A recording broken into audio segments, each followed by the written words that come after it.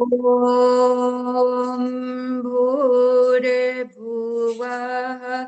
स्वाहा तत्सवितुर्वरेण्यं भर्गो देवस्य धीमहि धियो यो नः प्रचोदयात्। ॐ गुरुर्ब्रह्मा गुरुर्विष्णु गुरुरेव महेश्वरः गुरुरेव परब्रह्म तस्मै श्रीगुरवे नमः।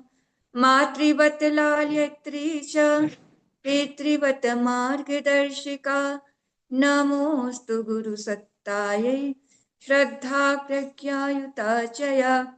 ॐ आयातु वरदे देवी त्रयक्षरे ब्रह्मवादने गायत्री छन्दसां मातः ब्रह्मयोने नमोऽस्तु ते।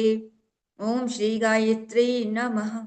वेद माता गायत्री की जय, देव माता गायत्री की जय, विश्व माता गायत्री की जय। आइए समस्त दिव्य शक्तियों के दिव्य संरक्षण में आज का स्वाध्याय प्रारंभ करने से पहले गुरुदेव की इच्छा क्या थी। गुरुदेव चाहते थे कि हम सभी ऋषि कल्प की तरह, ऋषियों की तरह जीवन व्यतीत करें, क्योंकि जब वो हिमालय यात्रा पे गुरुदेव गए तो ऋषियों की यही पीड़ा थी कि आज ऋषि संतान होकर भी हमारी संतानें ऋषियों की तरह जीवन नहीं व्यतीत कर रही हैं और वो अंधानुकरण कर रही हैं। कहीं ना कहीं उन सब चीज़ों को भूल चुकी हैं, अपनी संस्कृति को, अपनी मान्यताओं को।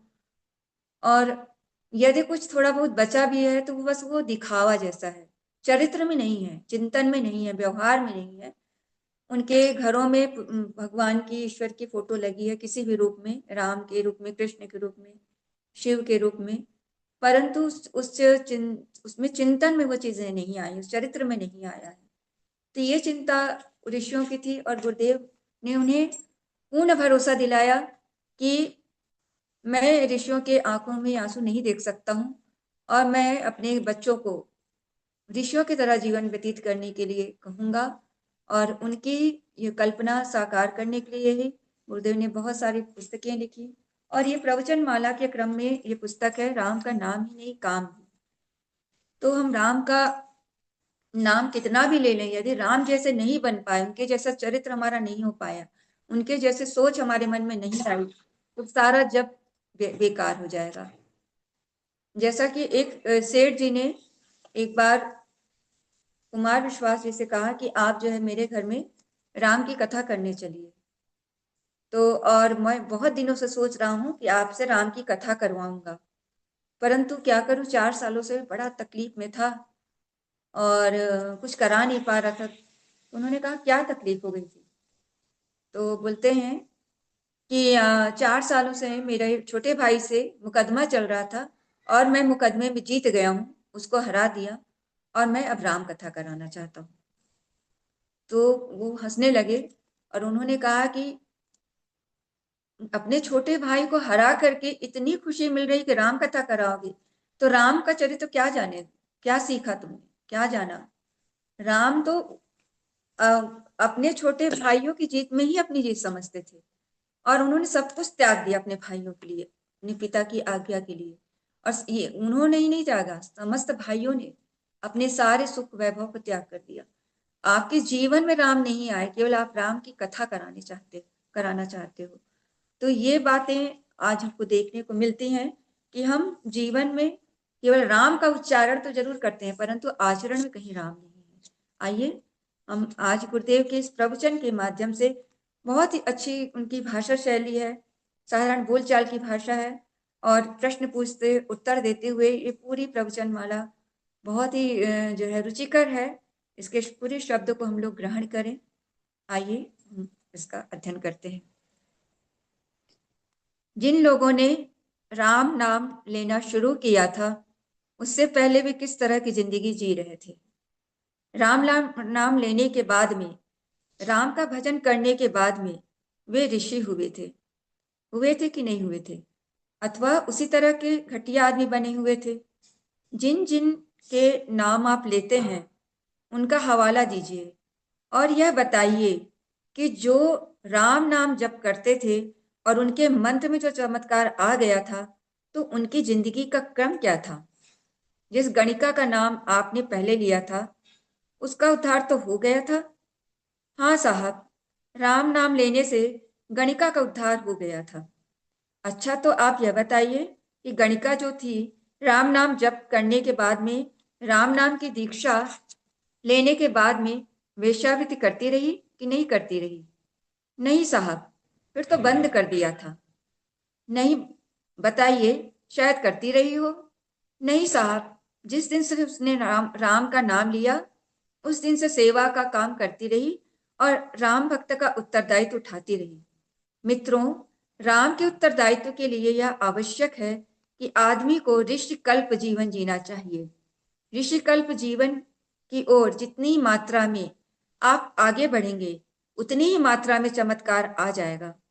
100% आप बढ़ सकेंगे तो 100% चमत्कार आ जाएगा। 5% आपके भीतर ऋषिकल्प जीवन आ जाएगा तो 5% चमत्कार आ जाएगा। 15% में 15% चमत्कार आ जाएगा। 0% ऋषिकल्प आया तो मंत्र से आपको राई रत्ती भी कोई लाभ नहीं होगा। मंत्र से फिर क्या फायदा होगा? इससे बस इतना ही होगा कि आप उतने समय के लिए खराब काम करने से रुक जाएंगे, बुरे काम नहीं करेंगे, रेडियो टीवी नहीं सुनेंगे। तो फिर क्या करें साहब? रोज रेडियो ना सुनकर आप शाम को 1 घंटा जप किया कीजिए। इससे आप गंदे फिल्मी गीत सुनने से बच गए और उस समय का उपयोग खराब काम में ना होकर राम नाम के जप में हो गया। बस इतना ही चमत्कार है और कोई चमत्कार नहीं, क्योंकि आपने इस बात को महसूस नहीं किया है कि आपका जीवन शालीन और श्रेष्ठ बनना चाहिए। अच्छा, आप यह बताइए कि गणिका, गीध, अजामिल, तारे के अतिरिक्त और कौन कौन से व्यक्ति हैं जिनका उद्धार हो गया? हाँ साहब, तुलसीदास जी का उद्धार हो गया। तुलसीदास जी का उद्धार कैसे हो गया और उनमें क्या खराबी थी? साहब, आपको मालूम नहीं है? वे बहुत खराब आदमी थे। तुलसीदास जी बड़े कामुक थे। उनकी काम वासना इतनी तीव्र थी कि सावन के महीने में उनकी बीवी मायके गई हुई थी। उन्होंने कहा, हम तो अपनी पत्नी के पास जाएंगे। मुर्दे के ऊपर सवारी गांठ कर उनने नदी पार की थी। घर वाले सब सोए हुए थे, तो पनाले को छलांग मारकर छत पर लटक रहे सांप को रस्सी समझकर ऊपर चढ़ गए थे और वहां जा पहुंचे थे जहां सब सोए हुए थे। वहां बीवी को जगाया और पूछने पर बताया कि हम इस प्रकार से ऊपर चढ़े थे और तुमसे मिलने के लिए आए थे। बीवी ने धिक्कारते हुए कहा कि जितना प्रेम आपको हमसे है, इस शरीर से है, उतना प्रेम यदि आपको भगवान से होता तो आपका कल्याण भी हो सकता था। इसके बाद गोस्वामी तुलसीदास जी ने अपना रवैया बदल लिया था। रवैया बदलने के लेने के बाद जब राम नाम लिया तो राम के नाम को अपनी जिंदगी में समावेश कर लिया।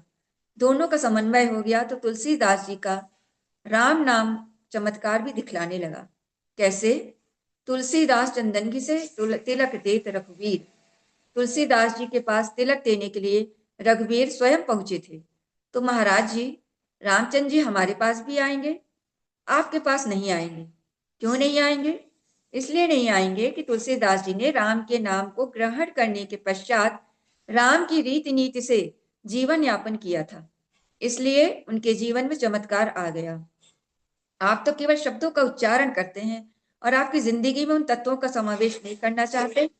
वे रामचंद्र जी आपका चंदन लगाने के लिए कैसे आ सकते हैं? आप अपनी जिंदगी की बात क्यों नहीं कहते? नहीं साहब, हम तो शब्दों की बात कहते हैं। शब्द काफी नहीं होते? शब्दों के साथ साथ में उनका बैकग्राउंड भी होना चाहिए। नहीं साहब, हम चेक काट देंगे। इतने रुपए का चेक काट देने से बैंक वाला उसे कैश नहीं करेगा और यूं कहेगा कि 50 रुपए जमा है तो आप 45 रुपए का चेक काट दीजिए, 49 रुपए का काट दीजिए। इससे ज्यादा का चेक आप नहीं काट सकते। राम नाम ही नहीं, राम का काम। साथियों, आपके व्यक्तित्व के भीतर चेतना का जितना समावेश है, उसी हिसाब से आप चमत्कार दिखा सकते हैं। तो अच्छा, ऐसे होता है? हाँ भाई साहब, यही बात है। वाल्मीकि राम का नाम लेने से ऋषि हो गए थे। आप भी ऋषि होना चाहते हैं? साहब, उसी प्रकार से हम भी ऋषि होना चाहते हैं, जिस प्रकार से वाल्मीकि राम का नाम लेने से संत और ऋषि हो गए थे। तो आप एक बात बताइए कि वे राम का नाम जपते थे? हाँ साहब, जपते थे। आप भी जप करेंगे? हाँ साहब, हम भी जप करेंगे। अच्छा, तो यह बताइए कि नारद जी से राम नाम की दीक्षा लेने के बाद में क्या वाल्मीकि ने डकैतियां डाली थी? नहीं साहब, उसके बाद तो नहीं डाली थी, क्योंकि उन्होंने देखा कि जिस रास्ते पर चलना है उस रास्ते पर चलना चाहिए। चलना हो ऋषिकेश की तरफ, और आप मुख कर डालें हरिद्वार की तरफ, तो फिर गंतव्य पर कैसे पहुंचेंगे?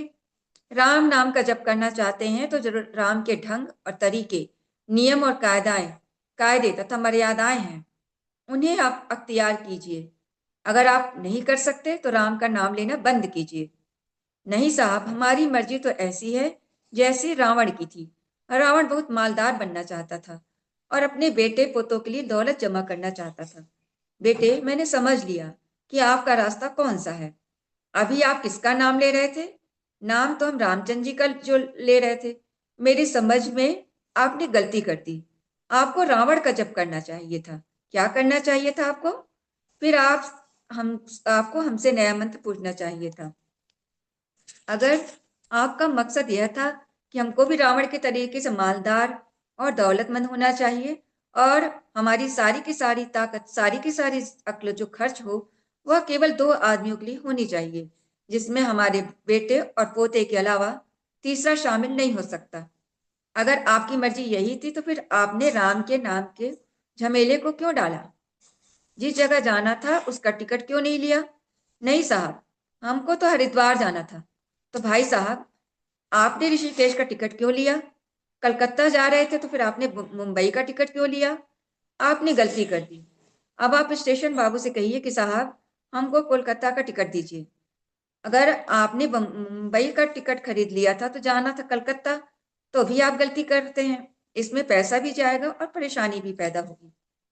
मित्रों, हमारा जो मन है उसे अगर यहाँ वहां जाना हो तो हमें राम नाम के जंजाल में नहीं फंसना चाहिए। किसका जप करना चाहिए? मेरे ख्याल से आपको रावण का जप करना चाहिए।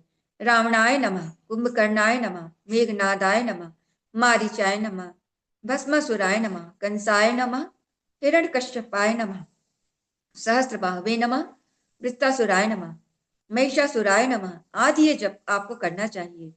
नहीं साहब, इनका तो जप हम नहीं कर सकते। हम तो रामचंद्र जी का जप करेंगे, हनुमान जी का करेंगे, गणेश जी का करेंगे। तो फिर आप उनके रास्ते पर चलिए। नहीं साहब, इनके रास्ते पर तो हम नहीं चलना चाहते। फिर आप उनका नाम जपना बंद कर दीजिए। नाम तो जपना बंद नहीं करेंगे, फिर तो अपना रास्ता बदल लीजिए। ठीक है साहब, रास्ता सही रखेंगे। फिर जप कैसे करेंगे? भाई साहब, ऐसी गलती मत कीजिए। जहां जाना चाहते हैं उधर की ओर मुंह कीजिए, उधर की ओर ही देखिए। उसी का तरीका अख्तियार कीजिए, उसी के ढंग से चलिए। ढंग बनाते हैं संत का और कुचाल करते हैं। आप इस तरह की गलती करते हैं, फिर फायदा कैसे होगा? वाल्मीकि ने भी तो यही किया था। हाँ साहब, किया था। और किस किसने किया था? जहां तक मैंने जिन जिन लोगों के नाम सुने हैं, उनमें से प्रत्येक आदमी ऐसा ही होना था। फिर होना चाहिए कायाकल्प। अंगुलीमाल डाकू का नाम आपने सुना होगा। वह बहुत खराब आदमी था और महात्मा बुद्ध को मारने के लिए गया था। लेकिन बाद में क्या हुआ? फिर कुछ ऐसा हुआ कि बुद्ध भगवान से बौद्ध धर्म की दीक्षा लेने के बाद अंगुलीमाल डाकू संत हो गया, ऋषि हो गया। फिर कहाँ चला गया था? बुद्ध भगवान ने उसे हिंदुस्तान के बाहर काम करने के लिए भेजा था। उसकी प्रतिभा और क्षमता को देखकर उन्होंने उसे इंडोनेशिया भेज दिया। इंडोनेशिया से लेकर जावा, मलाया होते हुए वह सिंगापुर गया था। बहराइच जिले से चलने के बाद अंगुलीमाल 22 साल तक इन देशों के सारे इलाकों में बौद्ध धर्म का प्रचार संत बन करके रह करता रहा। क्यों साहब, एक बात बताइए कि जब वह संत था फिर कभी कभी डकैती जरूर डालता रहा होगा? नहीं साहब, ऐसी बात नहीं है। नहीं, आपको मालूम नहीं है? दिन में तो भजन करता रहा होगा और रात में डकैती करता होगा। कैसे? जैसे आप करते हैं। हाँ भाई साहब, हम तो ऐसा ही करते हैं। आप क्या करते हैं? जब हम जप करने के लिए बैठ जाते हैं तब आप हमारी शीशे में शक्ल देखे तो ऐसा मालूम पड़ेगा कि कोई महात्मा बैठा है, ऋषि बैठा है। और जब हम माला छोड़कर बाहर निकलते हैं, कमरे से बाहर निकलते हैं तब हमारी शक्ल देखिए, साक्षात शैतान हमारे ऊपर सवार हो जाता है। बहुरूपिया ना बने, मुखौटा उतारें। महाराज जी, तो हमारी अक्ल, हमारे विचार, हमारे क्रियाकलाप, हमारा व्यवहार इस तरीके से हो जाते हैं जैसे दैत्य के होने चाहिए, और जब कोठरी में चले जाते हैं तब हम देव हो जाते हैं। फिर क्या होता है आपका? जब हम रामलीला में जाते हैं तो वहां लक्ष्मण भी बन जाते हैं, और जब रामलीला खत्म हो जाती है तब हमारा बाप दुनिया की अपेक्षा करता है, और तब हम दुनिया हो जाते हैं। अच्छा, तो हम आप यह सब करते हैं?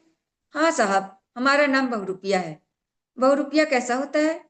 बहुरूपिया ऐसा होता है जो कभी सिपाही बन जाता है, कभी हनुमान बन जाता है, कभी स्त्री बन जाता है, तो कभी बाबा जी बन जाता है। बहुरूपिया तरह तरह के मुखौटे बांधकर तरह तरह का बन जाता है। अच्छा, तो अब मेरी समझ में आया कि आपने बहुरूपिया का धंधा कर रखा है। हाँ साहब, जब हम पूजा में जाते हैं तो भगत बन जाते हैं, और जब बाजार जाते हैं तब हम शैतान बन जाते हैं। अच्छा, तो आप कितनी तरह के लिबास बना लेते हैं? गुरु जी, आपको तो अभी मालूम ही नहीं है। हमने अपने पास बहुत तरह के लिबास, बहुत तरह की पोशाकें बना करके रखी हैं, ठीक उसी तरह से जैसे ड्रामा देखने वाले, खेलने वाले रखते हैं। वे कभी दाढ़ी बनाकर महात्मा बन जाते हैं, कभी मुकुट लगाकर राजा बन जाते हैं, कभी झाड़ू लेकर भंगी बन जाते हैं, कभी क्या बन जाते हैं। हम तरह तरह का वेश बना सकते हैं और तरह तरह की शक्ल बना सकते हैं। अच्छा, तो आप यही धंधा करते हैं? नहीं साहब, कभी कभी हम भजन भी कर लेते हैं। कमाल करते हैं आप। आपने तो जिंदगी को त्रिमुख बिठाया है। नहीं साहब, हम त्रिमुख क्यों क्यों बिठाएं? हम तो धंधा करते हैं, मखौल करते हैं, मजाक उड़ाते हैं। भाई साहब, भजन की भर्त्सना बंद कीजिए, क्योंकि फिर इससे आपको शिकायत होगी। फिर आप यह कहेंगे कि हमारे सारी मेहनत बेकार चली गई और हमको कुछ फायदा नहीं हुआ। जीव को संस्कारित बना लें। मित्रों, फायदा उठाने के लिए जरूरत इस बात की है कि जिस जीव से आपको भजन पूजन करना है, उस जीव को अच्छा बनाएं, संस्कारित करें। इस संबंध में हम श्रृंगी ऋषि का हवाला पहले ही दे चुके हैं। अभी हम आपको जीव के और चमत्कार बताते हैं, जिससे दूसरों को नसीहत भी दे सकते हैं और दूसरों को वरदान भी दे सकते हैं, आशीर्वाद देने में भी समर्थ हो सकते हैं।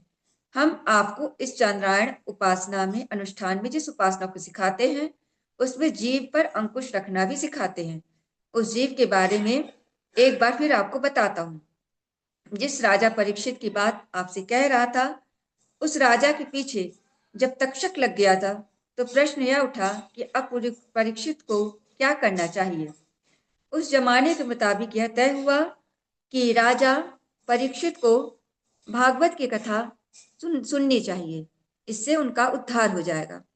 राजा परीक्षित को जो 7 दिन की मोहलत मिली थी, उसमें वे कथा सुनेंगे, और यह सारा समय उनका कथा सुनने में लगेगा। यह तय हुआ। ऐसी कथा से लाभ नहीं। यह निश्चय होने के पश्चात से सवाल पैदा हुआ कि आखिर कथा कहेगा कौन? कहने से क्या है? 35 रुपए में किसी पंडित जी को बुला लीजिए, 5 रुपए रोज के हिसाब से पंडित जी को नगद पैसा दे दीजिए, भोजन करा दीजिए, और भोजन कराने के बाद में कपड़ा दे दीजिए, और कथा सुन लीजिए। ऐसी कथा से कोई फायदा हो सकता है? नहीं, ऐसी कथा से कोई फायदा नहीं हो सकता। केवल कहानी सुनी जा सकती है। कृष्ण भगवान कब पैदा हुए थे, उनका ब्याह कब हुआ था, वे कब बुढ़े हुए थे, उनकी लड़ाई कब हुई थी, यह कहानी आप सुन लीजिए। कोई भी सुना सकता है, पर भगवान भागवत नहीं सुनी जा सकती। भागवत किससे सुनी जा सकती है? भागवत उसके मुंह से सुनी जा सकती है जिसकी वाणी में से मंत्र की शक्ति निकलती हो। नहीं साहब, कोई भी सुना देगा, कोई भी सुनाएगा तो हम किस्सा सुन लेंगे। भाई साहब, रामायण सुना दीजिए, हम रामायण सुना देंगे। क्या थी रामायण की कथा? सुनिए। रामचंद्र जी थे, उनके 3 भाई थे। एक बाप थे जिसने राम को वनवास दे दिया। वे बीवी को लेकर जंगल को चले गए। वहां रावण सीता जी को चुरा ले गया। तब सीता जी को खोजने के लिए रामचंद्र जी ने हनुमान जी को भेजा। हनुमान जी को भेजने के बाद फिर युद्ध हुआ और उन्होंने रावण को मार डाला। फिर सीता जी घर आ गई। धोबी ने शिकायत की तो सीता जी को घर से निकाल दिया गया। तो हो गई रामायण। हाँ साहब, हो गई रामायण। इसको सुनकर वैकुंठ को जाएंगे? नहीं जाएंगे। मित्रों, एक बार सुन लीजिए, हमारी बात सुन लीजिए। यदि रामायण पाठ करना है तो क्या करना चाहिए? रामायण का पाठ करने के लिए जिस जीव की जरूरत है, जिसमें से कमाल निकलता है, चमत्कार निकलते हैं, उसमें वाणी की बनावट मुख्य है, कहानी कहना मुख्य नहीं है। आप रामायण कह लें तो भी मुक्ति हो सकती है, और भागवत कह लें तो भी मुक्ति हो सकती है। और मैं तो यह भी कहता हूं कि आप मरे हुए चूहे की बात ही कह लीजिए तो भी मुक्ति हो सकती है। इसमें रामचंद्र जी और हनुमान जी की बात नहीं है। मुख्य बात है वाणी की, जो शिक्षा देती है और जिससे आदमी में कमाल और चमत्कार पैदा होता चला जाता है। परीक्षित के सामने भी यही सवाल था कि भागवत सुननी है तो किसी ऐसे व्यक्ति से सुनिए जिसके जीव में ताकत हो, वाणी में शब्दों के साथ साथ प्राण हो, जिसकी वाणी भीतर से निकलती हो, जो परावाणी में बोलता हो। जीव से तो टेप रिकॉर्डर भी बोल देते हैं, ग्रामोफोन के रिकॉर्ड भी बोल देते हैं। जीव से तो पक्षी भी बोल देते हैं और सुग्गे भी बोल देते हैं। तोता भी बोलता है मंत्र। जब मैं अफ्रीका गया था तो वहां केन्या में कांगो का एक व्यक्ति एक सुग्गे को गायत्री मंत्र ऐसे तैयार करा कर लाया था जैसे कि मैं टेप करा के लाया हूँ। और मैं टेप करा कर के लाया भी हूँ, आप कहें तो आपको सुना दूं। यह ऐसा बढ़िया बोलता है कि उस तरह से आप भी नहीं बोल सकते। उस सुग्गे का नाम था पॉली। उन्होंने उसका यही नाम रखा हुआ था। काले रंग का वह सुग्गा कबूतर से भी बड़ा था और ऐसे सही सही मंत्र बोलता था जैसे कोई आदमी जीभ से बोल सकता है। जीभ में कोई कमाल है? कोई भी कमाल नहीं है। फिर किसका कमाल है? मित्रों, कमाल वहीं से निकलता है जिसमें वाणी को परिष्कृत कर दिया गया हो। राजा परीक्षित के सामने यही प्रश्न था। लोगों ने कहा कि व्यास जी, जिन्होंने भागवत कथा लिखी है, जिसको जो उनके उसके लिखने वाले हैं, उन्हीं को बुलाया जाए। व्यास जी जरूर आ जाएंगे और कथा सुनाने के लिए रजामंद भी हो जाएंगे, पर उनकी कही हुई कथा से हमारा उद्धार नहीं हो सकता, हमारी मुक्ति नहीं हो सकती। सुखदेव जी ही क्यों? तो फिर किसी और विद्वान को बुलाइए। लोगों ने औरों के नाम बताए, पर राजा परीक्षित मना करते रहे। जब लोगों ने कहा कि आप ही बताइए, तब उन्होंने कहा कि मेरा सुझाव है कि आप सुखदेव जी को ही बुला ले। सुखदेव जी को बुला ले। सुखदेव जी कौन है? सुखदेव जी व्यास जी के बालक हैं, जिनकी उम्र 24-25 साल है। 24 साल के बच्चे को बुला लें और 90 साल के बुढ़े को, जिसने कितना सारा तप किया है, कितना सारा भजन किया है, कितना बड़ा विद्वान और ऋषि है, उसे रहने दें। क्यों साहब, आप उनसे क्यों नहीं सुनना चाहते? उन्होंने कहा, अगर सुखदेव जी की कथा कहेंगे तो हमारी आत्मा का उद्धार हो जाएगा। उनके शब्द हमारे जीवन का उद्धार करने में समर्थ हो सकेंगे। व्यास जी से यह नहीं हो सकेगा। बात आगे बढ़ी। लोगों को बहुत अचंभा हुआ। उन्होंने कहा कि साहब, आप सुखदेव जी जैसे बच्चे के ऊपर जोर क्यों दे रहे हैं और बुढ़े को क्यों मना कर रहे हैं? राजा परीक्षित ने कहा कि ठीक है, अगर आप लोग नहीं मानते तो आपको व्यास जी का और सुखदेव जी का हम एक किस्सा सुनाते हैं। इससे आप समझ जाएंगे कि हमारे जिद करने का मतलब क्या है, कारण क्या है। सुखदेव जी के पक्ष में और व्यास जी के खिलाफ एक राय थी। वह उन्होंने बताई। क्या कहा उन्होंने? राजा परीक्षित ने कहा कि इसका कारण एक है। एक बार हम शिकार खेलने को गए थे और रास्ता भूल गए थे। हमारे बाकी सारे के सारे साथी तो कहीं और चले गए और हम कहीं और चले गए। और शिकार का पीछा करते करते हम रास्ता भूल गए। रास्ता भूलने के पश्चात घोड़े को भी प्यास लगी और हमको भी प्यास लगी। अब हम कहाँ जाएं? खाने को भी नहीं था और पीने को भी नहीं था। झाड़ियां भरी पड़ी थी। कहाँ आफत में आ गए। विचार करने लगे, अब किधर चलें? खाना ना मिले तो कोई हर्ज नहीं, पर पानी तो मिलना ही चाहिए। पानी की तलाश करते करते एक ऐसी जगह पहुंच गए जहां बहुत ही सुंदर एक तालाब था। उसमें निर्मल पानी भरा हुआ था। मालूम पड़ता था कि यहाँ कोई देवता रहते हैं। राजा परीक्षित को बहुत खुशी हुई कि हम भी पानी पिएंगे और घोड़े को भी पानी पिलाएंगे। उन्होंने तालाब की ओर गौर से देखा तो रुक गए। क्या देखा?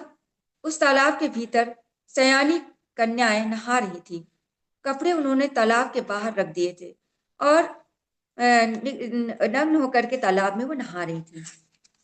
देवताओं की लड़कियां थी, बड़ी उम्र की सयानी लड़कियां थी। राजा परीक्षित ने सोचा कि लड़कियां हैं, इनको नहा लेने दीजिए, देना चाहिए, इनको शर्म लगेगी, इसलिए छिप कर कहीं खड़े हो जाते हैं और इंतजार करने लगे कि लड़कियां नहा कर जाएं, तब हम पानी पिए। चुपचाप तमाशा देखते रहे। उन्होंने देखा लड़कियां तालाब में उछल कूद करके कर रही थी। तभी 24 साल का एक छोकरा आ गया। वह बिल्कुल नग्न, उसके उसके शरीर पर एक लंगोटी भी नहीं थी। वह भी आया, उसी तालाब में पानी पीने लगा। फिर उसका मन आया, वह भी नहाने लगा।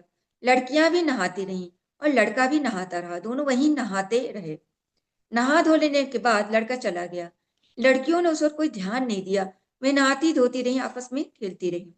राजा परीक्षित को बड़ा ही अचंभा हुआ कि ये सयानी लड़कियां हैं और उस लड़का भी सयाना है और बिना लंगोट के। तभी क्या देखते हैं कि थोड़ी देर में वहां एक साधु आया और बोला, पानी पी लेते हैं। उसे देखकर लड़कियां तालाब से निकलकर भाग खड़ी हुई और अपने अपने कपड़े उठाकर झोपड़ियों में चली गईं, झाड़ियों में छुप गईं।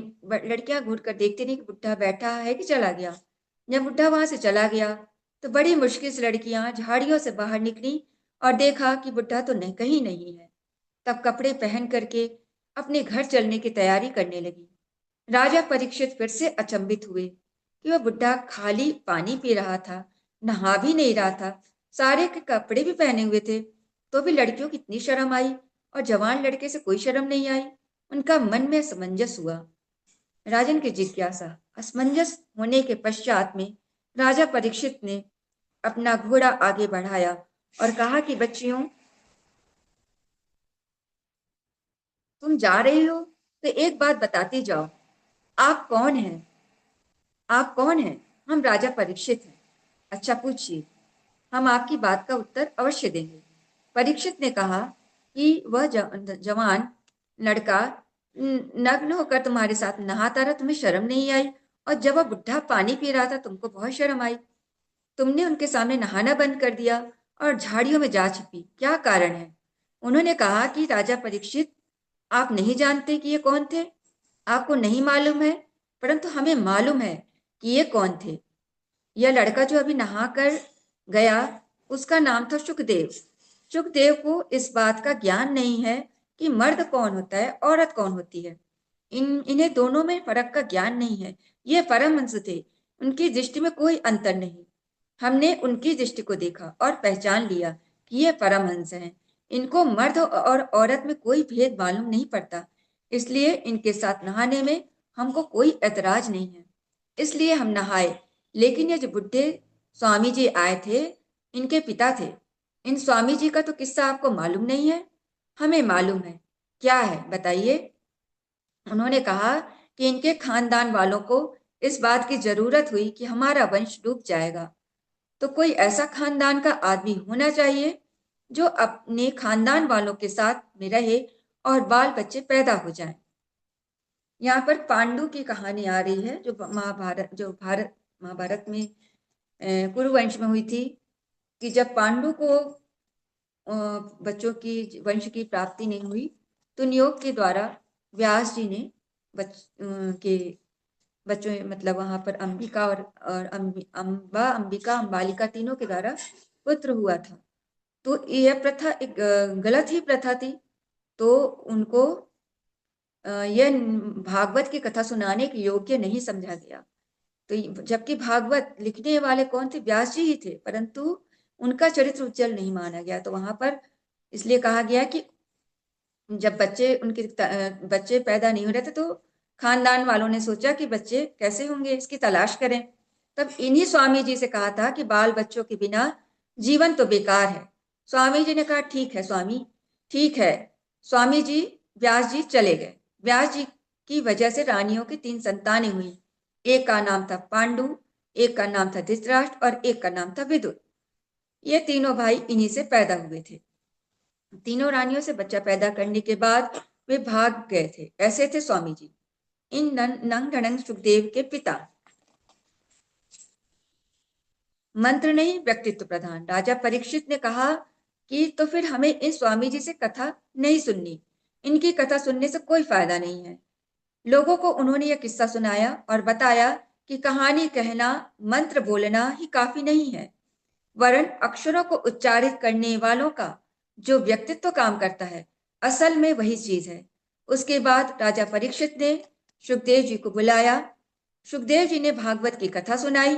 भागवत की कथा सुनने के बाद उनका उद्धार हो गया और इस प्रकार गुरुदेव ने इस प्रवचन को यहाँ समाप्त किया। तो ये जो प्रवचन है गुरुदेव का, बहुत आंखें खोलने वाला प्रवचन है। वहां ये हर प्रवचन में जो बता रहे हैं गुरुदेव, वो जो है गुण कर्म और स्वभाव और चरित्र चिंतन और व्यवहार की बातें यहाँ पर हो रही है कि हमारा गुण कैसा हो, हमारा व्यवहार कैसा हो, हमारा चरित्र कैसा हो, तो जिससे हमारा उद्धार हो सकता है। तो यहाँ पर कई बातें आई कि हमारा जीवन कैसा होना चाहिए। स्वधर्मो निधनम श्रेय पर धर्मो भयावह। मतलब जो हमारा जो चिंतन हो वो कैसा होना चाहिए, आत्मज्ञान से भरा हुआ होना चाहिए। और हमारा स्वधर्म क्या है, हमारे परम पूज्य गुरुदेव ने जो हमें ऋषि कल्प वाला जीवन दिया और जो हमें कार्य दिए, उन कार्यों का करना ही हमारा स्वधर्म है और इसमें मर जाना ही श्रेयस्कर है। और उसके अलावा दुनिया का जो भी अन्य फालतू जो भौतिक कार्य है, उनका कार्य करने ही भयावह है। तो हमारा स्वधर्म है, हम गुरुदेव के दिए हुए कार्यों को करके निमित्त मात्र बन करके करते जाएं। और गुरुदेव ने इसके अलावा उन्होंने कहा कि आपका जीवन कैसा बने, शालीन और श्रेष्ठ बनना चाहिए। जब तक जीवन शालीन और श्रेष्ठ नहीं बनेगा, तब तक जीवन की महत्ता हमको समझ में नहीं आएगी। हमारा जीवन ऋषिकल्प कैसे बने, कैसे हम ये जो है ऋषिकल्प जीवन को जी पाएंगे। तो हम लोग के अंदर जब सात्विकता बढ़ती है और विवेक बढ़ता है, चेतना बढ़ती है, तब क्या होता है, राम का तत्व बढ़ जाता है। और राम का तत्व जब बढ़ता जाता है, तब जाकर के राम का जन्म होता है। हम लोग जब चैत्र नवरात्रि जब करते हैं, तब हम देखते हैं कि 9 दिन लगातार हम शक्ति की पूजा करते हैं, शक्ति की पूजा करते करते।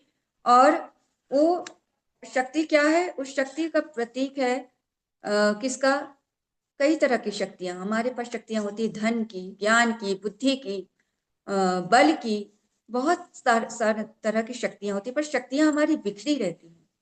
अब ये नवरात्रि की जब हम साधना करते हैं, तो धीरे धीरे धीरे धीरे शक्तियों को संचित करते हैं। कैसे, अपना खान पान शुद्ध करते हैं, अपना आचरण शुद्ध करते हैं, अपना व्यवहार शुद्ध करते हैं, जप करते हैं, अनुष्ठान करते हैं। और जब सब कुछ सारी शक्तियां जब एकत्रित हो जाती हैं, और ये सारी शक्तियों का प्रयोग जब हम लोक कल्याण के लिए करते हैं, क्योंकि राम का नाम का मतलब ये लोक कल्याण करना। राम कोई नाम नहीं, राम कल्याण का ही नाम है दूसरा। और जब ये 8 दिन की साधना करते हैं, तब 9वें दिन जाकर के राम का जन्म चैत्र नवरात्रि के दिन होता है। मतलब राम जैसे विभूति का जन्म तब होता है जब हम अपनी सारी शक्तियों को शुद्धता के व्यवहार आचरण के द्वारा पूर्ण शुद्ध कर लेते हैं। तब जाकर के 9वें दिन, हमारे रामनवमी के दिन, भगवान राम का जन्म होता है। और कैसे होता है, मनुष्य पहले पशु तो क्यों रहता है, पहले उसका जीवन कैसा था, 4 पांव पे चलता था, धीरे धीरे विकास हुआ, 2 पांव पे आया। और पहला अवतार क्या हुआ, मत्स्य अवतार हुआ। फिर जो है वराह अवतार हुआ, उसके बाद जो है कच्छप अवतार हुआ।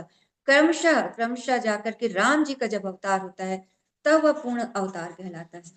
और राम अवतार होता है, तब जाकर के चेतना का विकास होता है। अगर आप देखेंगे, चैत्र नवरात्रि से लेकर के आश्विन नवरात्रि तक 7 महीने का फर्क होता है। और 7वें महीने में हमारे जो जो चक्र, मूलाधार जो चक्र होता है, जो सबसे निम्नतम स्थिति है, और 7वां चक्र जो ब्रह्मरंध्र है, वहां जाकर जब हमारी चेतना जागृत हो जाती है, मतलब हम जब चेतना के उत्कृष्टतम स्थिति में होते हैं, तब राम जी रावण का वध कर पाते हैं, तब वो पराक्रम हमारे अंदर आता है। तो राम का वध करने के लिए, राम का जीवन जीने के लिए हमको ऋषिकल्प जीवन जीना पड़ेगा, क्योंकि राम एक कल्याण का नाम है। और हमारे पास क्या होता है, हम थोड़ी थोड़ी बातों में व्यतीत, हमारा एक अगर परीक्षा में थोड़ा सा अंक कम हो जाए, हमारे मान प्रतिष्ठा में थोड़ी कमी आ जाए, हमारा कोई मकान छिन जाए, हमारी थोड़ी पूंजी से चली जाए, तो हम कितना तकलीफ, कितने दुखी हो जाते हैं। परंतु राम, बस उनका जीवन कितना, देखिए आप शुरू से अंत तक। अभी जो है शहनाइयां बज रही हैं, रणभेरियां बज रही हैं, और चारों तरफ जो है बधाई के गीत गाए जा रहे हैं। अचानक से सब बधाई गीत शांत हो गया, मंगल गीत शांत हो गया।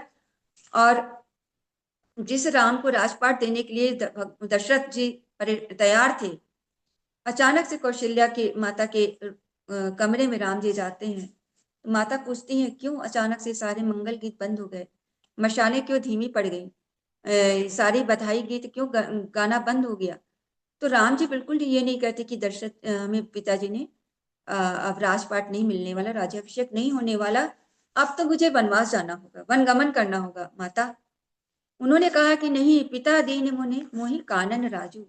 हे माता, मुझे पिताजी ने जंगल का राजा बना दिया है, और वही उसी से मेरा जो है बहुत बहुत बड़ा कल्याण उन्होंने किया है। और माता कौशल्या भी माता कौशल्या ही है। वो जब राम की माँ है तो कोई ऐसी वैसी तो है नहीं, उनकी गरिमा भी एकदम अक्षुण्ण है, अखंड है।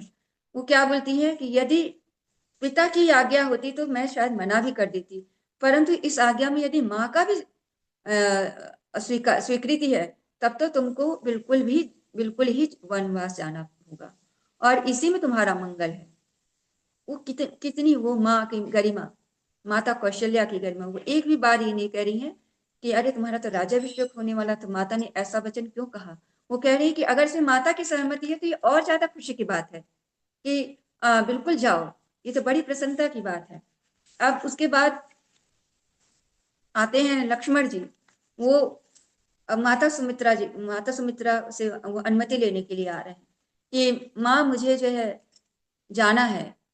तो सुमित्रा माँ क्या बोल रही है, वो बोल रही है कि मैंने तुमको केवल जन्म दिया है बेटा, परंतु तुम्हारे असली माता पिता तो राम और सीता है, और वन गमन जा रहे हो, वन की जंगल की ओर जा रहे हो, तो अपने भाई के सारे काम को बड़े उत्सुकता से, बड़े मन से करना, उसमें जरा भी कमी मत करना, और मेरे दूध की लाज रखना। अगर उस भाई के कार्य करते हुए तुम अपना प्राण भी उत्सर्ग कर दो तो भी मुझे खुशी होगी, परंतु भाई के अपने काम में बिल्कुल भी पीछे मत हटना। ये सुमित्रा माता का कथन है। तो कोई भी पीछे नहीं है। और वहां पर जो है सारे लोग यही कह रहे हैं कि बस राम का कार्य ही करना है, और राम कोई और नहीं, वह जो है एक लोक कल्याण के द्योतक है, और लोक कल्याण करने वाले हैं। उस लोक कल्याण के कार्य में अगर तुम्हारी भी जरूरत है तो बिल्कुल जाओ, और इस कार्य करने के लिए मैं बिल्कुल भी जो है पीछे नहीं हटने वाली हूँ। तो ये जो धर्म ग्रंथ है राम जी का, या राम जो गुरुदेव ने जो प्रवचन दिया है, उसमें दशरथ कौन है, जो जिन्होंने अपने सारे इंद्रियों को, दसों इंद्रियों को अपने वश में कर लिया है, वो संयमित है। जब दशरथ जैसे इतने संयम है, तो माता कौशल्या जैसे इतनी गर्मामयी माता होती हैं, तब जाके उसके घर में राम का जन्म होता है। तो वो ऐसे नहीं आया, राम का नाम जपने से नहीं आया। उस चरित्र को, उस चिंतन को, उस व्यवहार को पूरे परिवार ने जब धरती अपने जीवन में उतारा, जीवन में सात्विकता आई, जब उनके भोजन में, उनके वाणी में, उनके विचार में जब आई, तब जाके राम जैसे सर्वोच्च शक्ति की प्राप्ति उनको हुई। तो ये सब उनके राम के जीवन से हमको सीखने को और समझने को मिलता है। इसके अलावा कहते हैं गुरुदेव कि बेटा, ये जो घड़ी है, ये परिवर्तन की घड़ी भी है, संघर्ष की भी घड़ी है, और सौभाग्य की भी घड़ी है। और हमारे आदरणीय भैया ने कहा कि ये जो भविष्य, आज का जो भारत का भविष्य है, ये नया भविष्य लिखने वाला है, और संघर्ष की इस घड़ी में आपको पीछे नहीं हटना है। आएगा, विपत्तियां भी आएंगी, जूझने के समय भी आएगा, तो उससे आपको पीछे नहीं हटना है। और आज जो भविष्य, भारत का जो भविष्य है, वो नई कलम से, नई स्याही से, नए कागज पर और नए ढंग से लिखा जाएगा। और इसमें क्या होगा, ये भी बिल्कुल वही समय है जो महाभारत का समय था। महाभारत में क्या था, बिल्कुल सारी जातियां बटी हुई थी, बिगड़ी हुई थी, सब लोग खंड खंड में बटे हुए थे, और उन सबको एकत्रित करना था। क्षेत्र तो धर्म का क्षेत्र था, परंतु वो कुरुक्षेत्र बन गया। और आज भी कुरुक्षेत्र बना हुआ है, पूरा भारत कुरुक्षेत्र बना हुआ है, परंतु उसको धर्म का क्षेत्र बनाना है, पुनः वापस लाना है। तो कैसे होगा ये? हमारे सारे कार्यकर्ताओं को संकल्प लेना होगा कि सभी गुरुदेव के कार्य करने के लिए हम कहीं पीछे ना हट जाएं, कहीं पीछे ना रह जाएं। जो भी हमारी क्षमता है, गिलहरी के जैसे या भालू के जैसे जो भी हमारी क्षमता है वो कम ना होने पाए। तो ये सारी बातें हम समझें और सीखें कि गुरुदेव का जीवन कैसा था और गुरुदेव हमसे क्या चाहते हैं। वो प्रवचन के द्वारा, पुस्तकों के द्वारा, साहित्य के द्वारा जो भी बताना चाहते हैं हम उसको अपने जीवन में उतारें, कि राम का उच्चारण मात्र नहीं करें, राम का जीवन भी अपने जीवन में उतारें और राम का आचरण को जीवन में उतारें। राम के जो पिता थे वो कैसे थे? जब उन्होंने देखा कि मेरे बाल सफेद हो रहे हैं, तो उन्होंने कहा कि अब बस बिल्कुल मेरा समय अब हो गया है, अब मुझे पीछे बैठ करके सिंहासन राम जी को दे देना है। तो बिल्कुल वही कि अब हमारे यदि हमारे गुरुदेव बोल रहे हैं कि बेटा जो कुछ भी तुम्हारे पास प्रतिभा है, जो कुछ भी आपके योग्यता है, उसको आगे बढ़ाइए, लोगों को आगे बढ़ाइए, पीछे बैठकर आप देखिए, लोगों को मौका दीजिए, नए लोगों को मौका दीजिए, बढ़ाइए, सिखाइए और उन्हें युग निर्माण की योजना में संलग्न करिए। जैसा कि हमारी दीदी कर रही हैं, अन्य लोग भी हमारे यहाँ कर रहे हैं कि आप कार्य करिए और जो भी सिखाया गया है गुरुदेव की योजना को आगे बढ़ाइए। इसके अलावा राम वन गमन जब होता है तो उसमें क्या बताया गया कि आप कितनी भी कठिन परिस्थितियां आए, जैसे भगवान राम जब वन गमन को गए, कितनी कठिन परिस्थितियां आए, क्या नहीं आए उनके जीवन में। उन्हें जो है मारीच का, सुबाहु का, ताड़का का, शूर्पणखा का और रावण का, कंस का, रावण का और जो है मेघनाथ का, सभी का सामना करना पड़ा। परंतु क्या वो पीछे हट गए? और उनके पास क्या था? कोई सेना नहीं थी, कुछ भी नहीं था, केवल वानरों की सेना थी, गीध थे, रीछ थे, यही सब थे और उन्हीं के बल पर उन्होंने वो जीता। तो गुरुदेव भी वही कह रहे हैं कि शिविर में जाइए, आप अपनी योग्यता बढ़ाइए, जो भी समस्या है, जो भी कष्ट है उनको किनारे कर दीजिए। आप गांव गांव जाइए, ब्लॉक ब्लॉक जाइए, जात पात भेदभाव मिटाइए और राम जी की बात बताइए कि राम, कोई जो कहता है कि जात पात तो आपके भारत में बहुत पुरानी मान्यता है, तो आप बताइए कि राम का चरित्र देखिए ना, आप पढ़िए क्या है राम ने। निषाद राज को गले से लगा लिया, केवट को अपनी कैसे वो मनुहार कर रहे हैं, कितने प्रेम से ऐसी बात कर रहे हैं जैसे वो उनके मित्र हों। वो ये नहीं दिखा रहे कि मैं कहीं का राजा हूं और तुमको ले चलने का पड़ेगा, आदेश नहीं दे रहे हैं, वो विनती कर रहे हैं, अनुनय कर रहे हैं कि हमको उस पार कर दो। तो ये सारी योग्यताएं हमको कि आपको वहां पर बताना पड़ेगा कि राम जी कैसे थे। उन्होंने शबरी के पेड़ खाया, तो कहाँ जाति पाती थी उस समय। तो ये सारी चीजें बता करके जात पात का भेद भी मिटाना है और राम जी के चरित्र से हमको उनके अपने चिंतन में सुधार करना है। इसके बाद इस गुरुदेव ने जो बातें कही उसे बताया कि दृष्टि आपकी तय करती है कि आपको चयन क्या करना है। अगर आप दुर्योधन जैसे मित्र का चयन कर लिए हैं और कर्ण के जैसे आप उनके रथ पे जाकर बैठे हैं, तो आपको डूबना ही डूबना पड़ेगा। तो आप मित्रता ऐसे व्यक्ति की करिए जो सकारात्मक सोच रखता है, जो ऊंची बात करता है, बात बात पे शिकायत ना करे, बात बात में आपके जो है अन्य लोगों से वो प्रतिद्वंदिता ना रखे। तो इन सब बातों से हेठी ना बताए, शिकायत ना करे, नकारात्मक सोच ना रखे। ऐसे लोगों से आप दूर रहिए, आप सही मित्रों को चुनिए। अगर आप कार्य करना चाहते हैं गुरुदेव का, निमित्त बनना चाहते हैं, तो अच्छी सोच वालों को अपने साथ रखिए और आगे बढ़िए। और इसके साथ साथ भावनाओं को देखिए। शबरी में जो भावना थी, शबरी में क्या थी भावना? मातृत्व की भावना थी, इसलिए वो पूजी जाती है।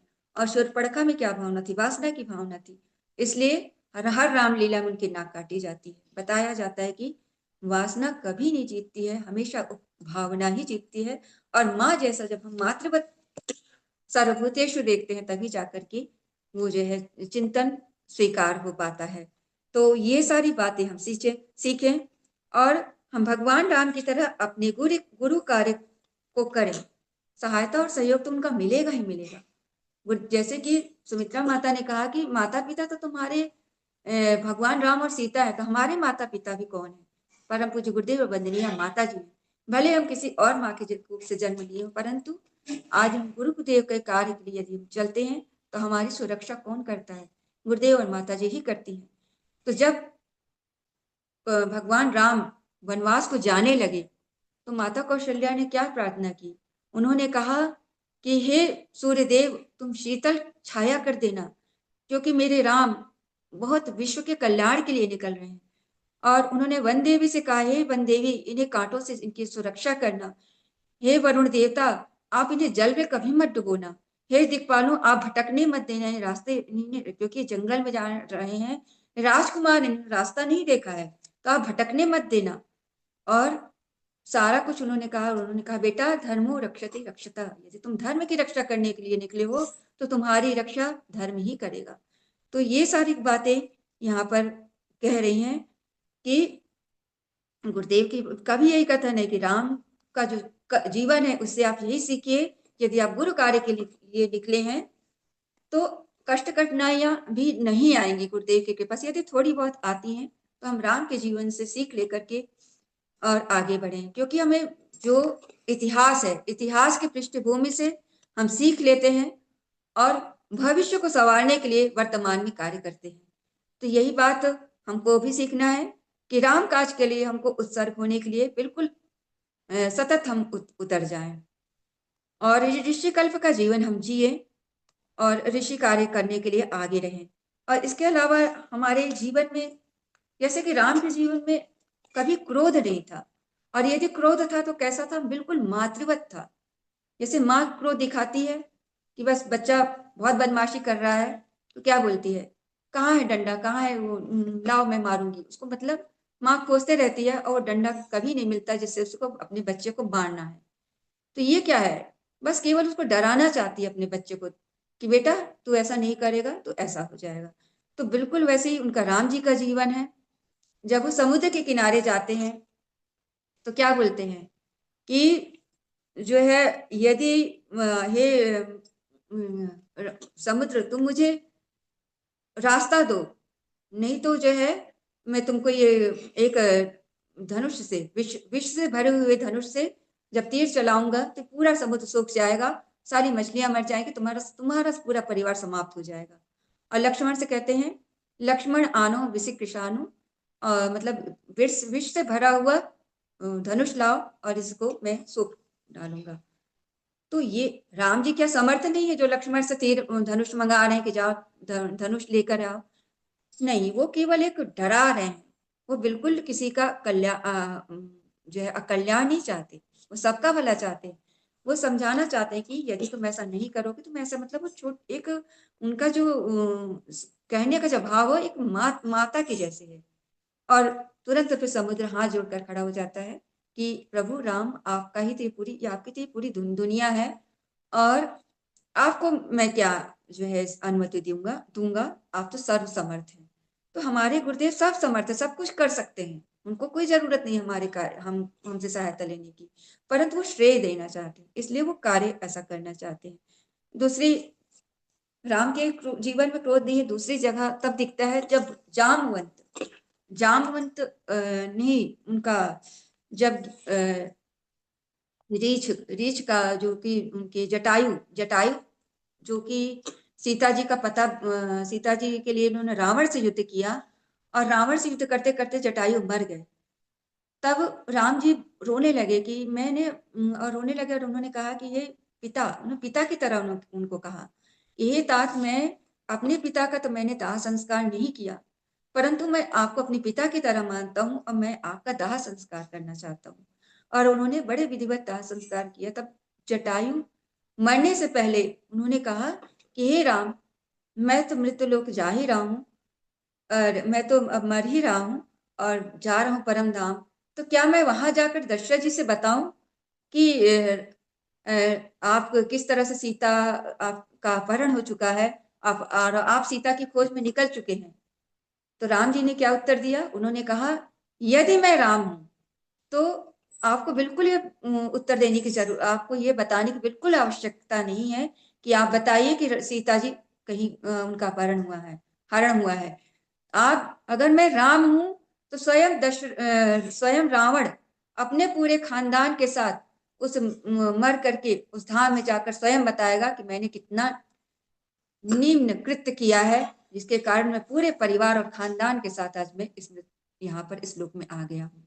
तो वह स्वयं बताएगा, मतलब राम जी के अंदर वो संकल्प शक्ति है कि वो रावण के पूरे खानदान को अपने संकल्प बल से वापस भेजने वाले हैं। तो ये उनकी संकल्प शक्ति थी, क्योंकि इच्छा में जब शक्ति और शक्ति में जब संकल्प मिल जाता है तो कार्य सिद्ध हो जाता है। तो ये सारी बातें उन्होंने रामचंद्र के जी के जीवन से हम सबको देखने को और सुनने समझने को मिलती है। इसके अलावा कई बार ऐसा होता है कि हम बहुत सफल भी हो जाते हैं मतलब अपने भौतिक जीवन में, परंतु हमको लगता है कि कुछ कमी है, कुछ परेशानी है, कुछ लग रहा है कि नहीं नहीं आत्मा को संतोष नहीं मिल रहा है। तो एक बार की बात है, एक युवा 36 करीब 36 साल का युवा रहा होगा, और कुमार विश्वास जी के साथ फ्लाइट से यात्रा कर रहा था। जब उनको देखा तो बोला कि मुझे बहुत प्रसन्नता हो रही है आपसे मिलने से, मुझे बहुत दिनों से इच्छा थी, अब मैं आपसे मिलकर बड़ा प्रसन्न हूँ। आप ये बताइए कि जो है ये सफलता नहीं, आप जो जो कार्य करते हैं आप उससे बहुत संतुष्ट रहते? बोले हाँ, मैंने जब से राम जी का जीवन को मैंने अपने जीवन में उतारा है तब से मैं बड़ा प्रसन्न रहता हूँ। तो फिर उन्होंने पूछा कि तुम क्या करते हो? तो उसने कहा कि मैं एक इंजीनियरिंग का पार्ट बनाता हूँ जो इजराइल में सप्लाई होता है, मैं 4-5 दोस्त मिलकर के ये कार्य करता हूँ। और तो उन्होंने कहा कि आपका टर्नओवर क्या होगा? तो उस लड़के ने कहा कि मेरा 3600 करोड़ का टर्नओवर होता है साल भर का, और मेरा परिवार है, बाल बच्चे हैं, मैं बड़ा प्रसन्न, मतलब सब कुछ अच्छा है। फिर थोड़ी देर में वो पूछता है, वही युवा कुमार विश्वास से, अच्छा आप ये बताइए कि सफलता की परिभाषा क्या है? तो उनको आश्चर्य हुआ कि जो इतना सफल युवा है आज मुझसे सफलता की परिभाषा क्यों पूछ रहा है। तो उनको लगा कि नहीं, इसका मतलब तो कुछ गहरा ही है। तो उन्होंने उत्तर दिया कि अगर तुम्हारे होने से दुनिया खूबसूरत है तो तुम सफल हो, अगर तुम्हारे होने से दुनिया बदसूरत है तुम असफल हो। तो उसने पूछा कि आपका मतलब दुनिया से आपका मतलब क्या है? तो उन्होंने कहा दुनिया से मेरा मतलब है कि आपका परिवार, आपका समाज, आपका देश और ये विश्व, यदि आपके कृत्य से सफल खुश है तब तो आप सफल हैं, और आपके किसी कृत्य से यदि ये दुखी हो रहा है और उन्हें परेशानी हो रही है तो आप जो है एक असफल इंसान है। तो ये सफलता और असफलता का उन्होंने वो परिभाषा बताई कि सफलता का मतलब केवल भौतिक सफलता नहीं होती, जब तक आपकी आत्मा में प्रसन्नता नहीं होती तब तक आप सफल नहीं हो सकते। तो बहुत सारे उदाहरण गुरुदेव ने अपने प्रवचन के माध्यम से दिया, अपने बहुत सारी बातें बताई, और उन्होंने ये भी बताने की कोशिश की कि हम राम का नाम ही ना ले, राम का काम भी करें, और जो भी गलत पथ पर चला गया है उस गलत पथ से वापस लौट आए, और उनके जीवन का असली लक्ष्य को हम उनको बताने की कोशिश करें कि आपके जीवन का असली लक्ष्य क्या है और असली जीवन का आपका मर्म क्या है। तो ये सारी बातें हमें गुरुदेव के इस पुस्तक के माध्यम से मिला। और जैसे कि हम लोग जानते हैं कि जो सोने की लंका है रावण की, वो रावण की उस लंका में कौन व्यक्ति ऐसा है जो जागृत है? मात्र विभीषण, विभीषण ही ऐसे हैं जो जागृत है, जो जिनके अंदर जागरूकता है कि जो ये जो जीवन मिला है वो राम काज में लग जाएगा तभी सफल है। और हम सभी जानते हैं केवल विभीषण का ही कुल बचा, उस रावण के लंका पूर्ण जल गई, पूरे परिवार का नाश हो गया, परंतु विभीषण मात्र बचे क्योंकि वो राम काज के कारण उनका जीवन बना हुआ था और राम का जप करते थे, और राम के काज में बाद में संलग्न होकर के उनका जीवन अमर हो गया। तो हमारी जो प्रतीक हैं, जो हमारी सात्विकता के प्रतीक हमारे राम हैं, हम इनका नाम ही नहीं उनका काम भी करें तभी हमारा उद्धार भी हो सकता है। तो गुरुदेव की ने इस पुस्तक के अंतिम पृष्ठ में जो लिखा है उसका भी मैं थोड़ा सा अध्ययन करना चाहूंगी। हमारा भी उद्धार हो सकता है। गुरुदेव ने लिखा, गुण कर्म स्वभाव की दृष्टि से, आचरण और चिंतन की दृष्टि से यदि मनुष्य उत्कृष्टता और आदर्शवादिता से अपने को संपन्न कर ले तो उनके कषाय कल्मशों की कालिमा हट सकती है और अंतःकरण तथा व्यक्तित्व शुद्ध, स्वच्छ, पवित्र एवं निर्मल बन सकता है। ऐसा व्यक्ति मंत्र, उपासना, तपश्चर्या का समुचित लाभ उठा सकता है और देवताओं के अनुग्रह का अधिकारी बन सकता है।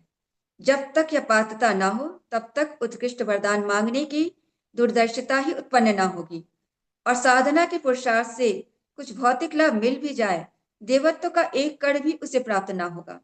और आसुरी भूमिका पर कोई सिद्ध मिल भी जाए तो अंततः उसके लिए घातक ही सिद्ध होगी। जैसा कि हम लोग रावण को देखते हैं कि शिव जी से वरदान मिला, परंतु अंततः क्या हुआ, उसका विनाश ही हुआ, क्योंकि उसने उसका प्रयोग गलत ढंग से किया। सिद्धियों में उनका अंततः सर्वनाशी उत्पन्न हुआ। अध्यात्म विज्ञान का समुचित लाभ लेने के लिए साधक का अंतःकरण एवं व्यक्तित्व जितना निर्मल होगा, उतना ही उसकी उपासना सफल होगी। धुले कपड़े का रंग आसानी से चढ़ता है, मैले पर नहीं। स्वच्छ व्यक्तित्व संपन्न साधक किसी भी पूजा उपासना का आशाजनक लाभ सहज ही प्राप्त कर सकता है। भगवान और देवता कहाँ हैं, किस स्थिति में है, उनकी शक्ति कितनी है, इस तथ्य का सही निष्कर्ष यह है कि दिव्य चेतना सत्ता निखिल विश्व ब्रह्मांड में व्याप्त है और पग पर उनके समक्ष जो अणुगति जैसी व्यस्तता के कार्य प्रस्तुत हैं, उन्हें पूरा करने में संलग्न है। उनके समक्ष असंख्य कोटि प्राणियों की जड़ चेतन की बहुमुखी गतिविधियों को संभालने का विशाल काय कार्य पड़ा है, सो वे उसी में लगी हुई हैं। यह व्यवस्थित नियम और क्रम उन्हें ग्रह नक्षत्रों की तरह कार्य संलग्न रखता है। व्यक्तिगत संपर्क में घनिष्ठता रखना और किसी की भावनाओं के उतार चढ़ाव की बातों पर बहुत ध्यान देना उनके समग्र रूप से संभव नहीं। वे ऐसा करती तो हैं, पर अपने एक अंश प्रतिनिधि के द्वारा। दिव्य सत्ताओं ने हर मनुष्य के भीतर उनके स्थूल सूक्ष्म कारण शरीरों में अन्नमय कोश, प्राणमय कोश, मनोमय कोश, विज्ञानमय कोश, आनंदमय कोश जैसे आवरणों में अपना एक एक अंश स्थापित किया हुआ है। यह अंश प्रतिनिधि ही उस व्यक्ति की इकाई को संभालता है। वरदान आदि की व्यवस्था इसी प्रतिनिधि द्वारा संपन्न होती है। व्यक्ति को अपनी निष्ठा श्रद्धा भावना के अनुरूप ये देव अंश समर्थ बनते हैं और दुर्बल रहते हैं। एक साधक की निष्ठा में गहनता और व्यक्तित्व में प्रखरता हो तो उसका देवता समुचित पोषण देख पाकर अत्यंत समर्थ दृष्टिगोचर होगा और साधक की आज्ञाजनक सहायता करेगा। दूसरा साधक आत्मिक विशेषताओं से रहित हो तो उसके अंतरंग में अव्यवस्थित देव अंश पोषण के अभाव में भूखा नंगा रोगी दुर्बल बनकर एक कोने में कराह रहा होगा। पूजा भी नकली दवा की तरह भावना रहित होने से उस देवता को परिपुष्ट ना बना सकेगी और वह विधि पूर्वक मंत्र जप आदि करते हुए भी समुचित लाभ ना उठा सकेगा। विराट ब्रह्म कितना ही महान क्यों न हो, व्यक्ति की इकाई में उस प्राणी की परिस्थिति में पड़ा हुआ लगभग उससे थोड़ा भी अच्छा बनकर रहा होगा।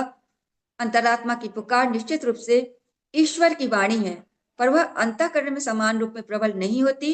सज्जन के मस्तिष्क में मनोविकारों का एक जो यदि घुस जाए तो उसकी अंतरात्मा प्रबल प्रतिकार के लिए उठेगी और उसे ऐसी बुरी तरह धिक्कारेगी कि पश्चाताप ही नहीं प्रायश्चित किए बिना भी चैन नहीं पड़ेगा।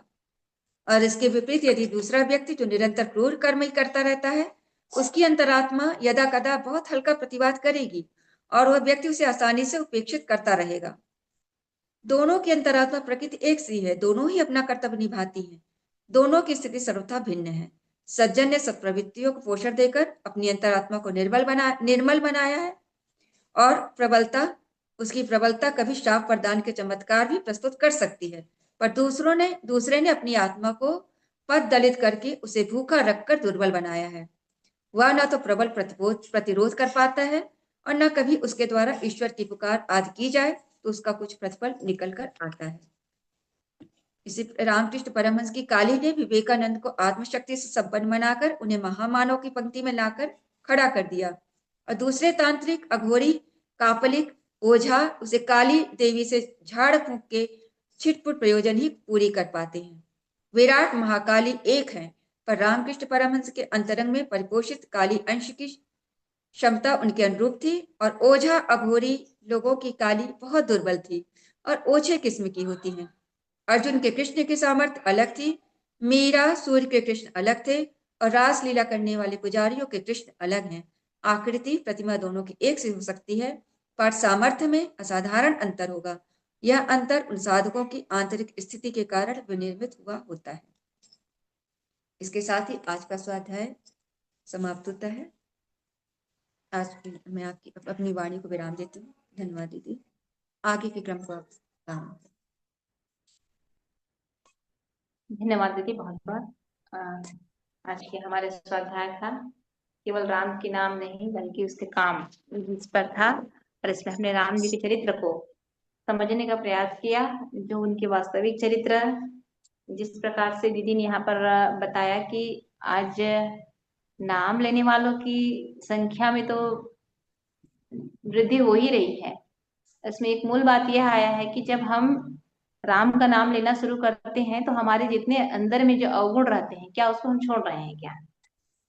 अगर नहीं छोड़ रहे हैं तो वो प्रभाव नहीं पड़ेगा। जिस प्रकार से कपड़े होते हैं, बिना धुले किसी कपड़े में हम कोई भी कलर नहीं चढ़ा पाते हैं। अगर चढ़ाने का भी प्रयास करते हैं तो उसमें रंग लगता नहीं है जब तक उसकी धुलाई ना हो। ठीक उसी प्रकार है, जिस प्रकार उदाहरण हमारे दीदी ने दी कि जितने भी हमारे संत जैसे तुलसीदास जी हुए हैं, वाल्मीकि जी हुए हैं, अजामिल हुए हैं, ये सूरदास जी हुए हैं, उन्होंने जब अपने अंदर के अवगुण को त्यागा, राम नाम लिया, कृष्ण नाम लिया, लेकिन जब उन्होंने अपने अंदर के अवगुण को त्यागा, तब जाके वो फलीभूत हुए और वो पूजनीय हुए समाज में। और आज के परिप्रेक्ष्य में हम देख पाते हैं कि हम एक गाल से भगवान का नाम धड़ल्ले से लिए जा रहे हैं, लिए जा रहे हैं, लिए जा रहे हैं, और दूसरे गाल से समझ लीजिए कि विषाक्त चीजों को बोले जा रहे हैं, बोले जा रहे हैं, बोले जा रहे हैं। कहने का तात्पर्य यह है कि एक म्यान में दो तलवार नहीं हो सकती। यदि ईश्वर का नाम ले रहे हैं तो केवल ईश्वर का बनकर रहें, उनके गुणों को धारण करें, उनको अनुसरण करें अपने जीवन में। और अगर इसमें बढ़िया एग्जाम्पल और इसने दिया है कि हमको कहीं जाना है तो वहीं जाएं, अन्यत्र ना जाएं। अगर हमको राम के पास जाना है तो टिकट वहीं का लें। कहने का तात्पर्य है कि उनके सारे गुणों को ना केवल चिंतन करें, मनन करें, धारण करें। लेकिन आज के परिवेश में हम देखते हैं, जैसे उदाहरण के माध्यम से या वार्तालाप के माध्यम से परम पूज्य गुरुदेव ने यह बताया कि हम लोग टिकट तो ले लेते हैं अहमदाबाद का, लेकिन हमारी पूरी मनोवृत्ति रहती है कि मुंबई चले जाएं।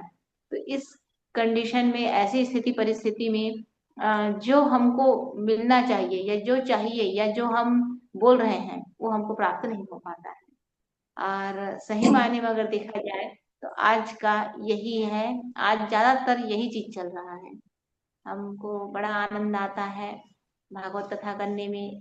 और टीवी चैनल तो है ही है, राम जी, कृष्ण जी चल रहे हैं, भागवत कथा शंकर जी का चल रहा है, लेकिन वो हम अपने आचरण में उस चीज को धारण नहीं कर पा रहे हैं। कहीं ना कहीं यही चीज है।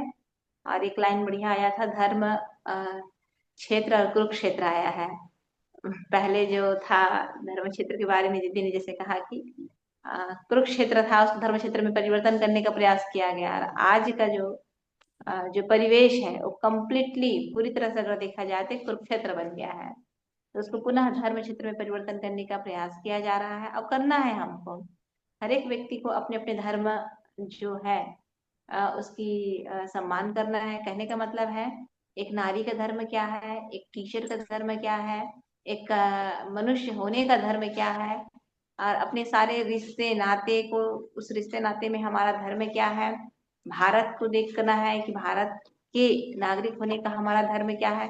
इस प्रकार हमारा जो भी धर्म बन रहा है उसको अगर ईमानदारी पूर्वक अगर उसको हम पूर्ण कर पाते हैं तो कहीं ना कहीं इस क्षेत्र में हम विजयी कहलाते हैं। बहुत ही बढ़िया गंभीर बातें थी सारी चीजें। और इसको हमको आत्मसात करने की जरूरत है, ज्यादा से ज्यादा सीखने की जरूरत है। कर पाते हैं तो कहीं ना कहीं न्याय कर पा रहे हैं, हमारे परम पूज्य गुरुदेव के इस साहित्य को, इस प्रवचन को हम न्याय कर पाते हैं। आइए, अगर किसी बहनों के मन में आता है विचार आज के स्वाध्याय को लेकर तो स्वागत है, आपके विचार आमंत्रित है। बोलिएगा दीदी, बोलना अच्छी बात है, बहुत जबरदस्ती नहीं है, लेकिन बोलिएगा जरूर। बोलने से बोलने से विचार, हाँ दीदी कोई है,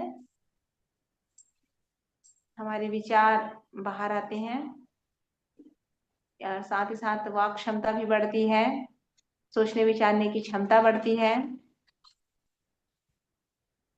जरूर बोला कर कुछ मन होता है तो, नहीं तो फिर हम ऐसे ही चुप हो जाएंगे। तो कृपया हाथ उठाएंगे, जिस प्रकार भी हाथ उठाए वैसे वीडियो में ज्यादा बहन है ही नहीं, तो मैं देखने का प्रयास करूंगी। एक बहन है बीना गुप्ता, अंबिकापुर तो अभी बहुत ज्यादा क्या बोलते हैं, आगे चल रही है, प्रमोट है भाई, प्रमोटेड है हमारी अंबिकापुर। हाँ वीना दीदी आइए, स्वागत है।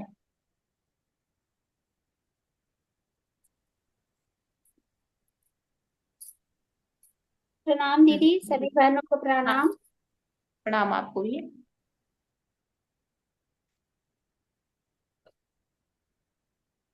आदरणीय रुक्मणी दीदी, आदरणीय पूनम जायसवाल दीदी जी, आदरणीय कुंती दीदी, आप सभी को सत सत नमन है कि इतना अच्छा स्वाध्याय आप प्रति मंडे को कराती हैं, और हम लोगों को प्रेरणा लेने की भी आवश्यकता है कि जैसा कि आज का स्वाध्याय से यह जाने कि हम सभी को सिर्फ रामायण ही नहीं कराना चाहिए, बल्कि उनको आचरण में उतारना चाहिए। तो हमारे पूज्य गुरुदेव ने अपने जीवन से सदैव से प्रेरणा ही दिया है। उन्होंने अपने जीवन से पग पग में प्रेरणा दिया है कि सिर्फ करना, केवल बोलना नहीं है, उसको करके दिखाना है। जिस तरह से उन्होंने उपासना साधना आराधना को अपने जीवन में उतारा, स्वयं पहले उतारा, उसके बाद ही समाज के लिए काम करा। पूरी जीवन भर उन्होंने गुरुदेव का कार्य, ये उनके 15 वर्ष की आयु में गुरुदेव ने उन्हें कहा था कि आपको लोक मंगल के लिए कार्य करना है, इसके लिए आपको तपस्या भी करनी पड़ेगी। तो उन्होंने सिरोधार्य किया इस बात को। तो उसी तरह हमारे रामायण के हर पात्र, भगवान श्री राम ने जिस तरह से अपने माता पिता का बात मान करके वो मतलब वनवास के लिए चले जाते हैं और वहाँ कार्य करते हैं, लोगों के समाज के लिए कार्य करते हैं। तो उसी तरह से हम कार्यकर्ताओं को भी सीखना चाहिए। जैसे दीदी ने शुरू में ही उदाहरण में ही बताया कि कहानी के माध्यम से ही बताया कि हम लोगों को रामायण जो हम कराते हैं, लेकिन हर पात्र हमें क्या शिक्षा देती है। राम भगवान मर्यादा पुरुषोत्तम थे, तो वो शुरू में ही मर्यादा पुरुषोत्तम नहीं बन गए। उन्होंने अपना जो जो कर्तव्य है, पुत्र के रूप में, बेटी के रूप में, भाई के रूप में, हर कर्तव्य में उन्होंने अपना सर्वश्रेष्ठ दिया। अगर भाई और देखा जाए इधर भरत जी हैं, उन्होंने श्री राम भगवान को भी चरण पादुका को जीवन 14 वर्ष तक रखा, जब तक श्री राम भगवान नहीं आया तब तक से।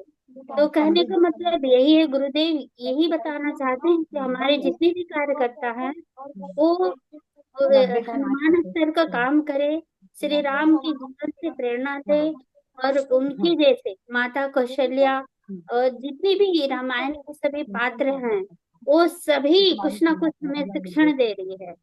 तो आज के समय में भी हम लोगों को पूरी शिक्षा लेने की आवश्यकता है कि जितने भी कार्यकर्ता हैं और जो कार्यकर्ता नहीं भी हैं, इस समाज को अगर मनुष्य में देवत्व का जागरण, धरती पर स्वर्ग का अवतरण लाना है, तो हमें भी राममय जीवन जीना होगा। जय गुरुदेव, सभी को प्रणाम, धन्यवाद। पेज नंबर ये 13 नंबर, अध्याय 13, 57 से 64 धन्यवाद वीना दीदी। गायत्री दीदी, मेरी गायत्री दीदी हाथ उठाए हुई हैं। जी जी दीदी। आदरणीय कुंती दीदी जी को प्रणाम, पूनम दीदी को बहुत बहुत प्रणाम, और हमारे सभी भैया बहनों को जो दूर से जुड़े हुए हैं, आप सबको बहुत बहुत प्रणाम। आज का स्वाध्याय एकदम मन को छूने वाला था दीदी, जो आपने परीक्षित की कहानी बताई, राजा परीक्षित और सुखदेव मुनि की जो कहानी सुनाई, आपने एकदम मन को छू गया कि वास्तव में जो व्यक्ति जो है ईश्वर को मानता है, ईश्वर को जानता है, उसके मन में द्वयम दर्जा का कोई भाव नहीं होता है। मतलब स्त्री पुरुष नर नारी इस भाव का कोई भाव नहीं होता है, वो सबको जीव एक समान समझता है। ये बात एकदम मन को छूने वाली थी, बहुत अच्छा लगा। और भगवान राम को जो है मानना और जानना, ये दो अलग अलग चीजें हैं। हम सभी भगवान राम को मानते हैं, जानते नहीं है। जिस दिन हम उनको जान लेंगे वो हमारे व्यवहार में शामिल हो जाएंगे। तो जानना बहुत जरूरी है। ये बात आज के स्वाध्याय में आपने बहुत अच्छे से स्पष्ट किया दीदी, कि कैसे हम एक ऐसा कहते हैं कि राम जय श्री राम कहने बस से कुछ नहीं होता है। जय श्री राम के गुणों को अपने अंदर धारण करने की आवश्यकता है। जब हम श्री राम के गुणों को अपने अंदर धारण कर लेते हैं, तभी हम श्री राम को जय या उनको देवता मानते हैं, तो उनको देवता मानने का अधिकार हमको तभी प्राप्त होता है। कि हम उनके गुणों के पास जाएं। गुरुदेव कहते हैं हमारे कि साधना उपासना है ना, तो ये दो चीजें जो है हमारे लिए बहुत आवश्यक है। तो हम उपासना तो करते हैं, पास जाते हैं, लेकिन उनके गुणों को अपने अंदर धारण करने का गुण जो हमसे कहीं ना कहीं छूट जाता है। तो अभी हमारे परम पूज्य गुरुदेव साक्षात श्री राम है, और उनके जीवन के सारी बातों को उन्होंने, उनका व्यक्तित्व कैसा था, वो कैसे अपने जीवन में कैसे अपनी छोटी छोटी बातों को वो लिखते हैं। जब हम अखंड ज्योति को पढ़ते हैं, युग्मनिमान योजना को कहीं भी पढ़ते हैं, तो वो तुरंत समझ में आता है कि गुरुदेव कैसे एक एक छोटी छोटी बातों को कैसे पकड़ते थे। और गुरुदेव कहते हैं कि हर समय अपने मन के अंदर हमको घटाना बढ़ाना है, कि जो कुछ भी मैंने पढ़ा उसमें क्या चीज मेरे अंदर है और क्या चीज नहीं है। तो जो चीज मेरे अंदर नहीं है उस चीज को मुझे धारण करना है, और जो चीज मेरे अंदर गलत है उसको मुझे साफ करना है। यानी कि अपने ही बुद्धि, अपने ही विवेक से अपने आप को तौलना, स्वयं को, जो कि व्यक्ति के लिए बहुत ही मुश्किल काम है, और उस मुश्किल काम को आसान करने का तरीका हमारे गुरुदेव ने हमको दिया हुआ है। तो हमको उसका बराबर सदुपयोग करना चाहिए। और एक और बहुत ही मार्मिक बात कही दीदी ने कि आज पूरा भारत देश कुरुक्षेत्र का मैदान बना हुआ है।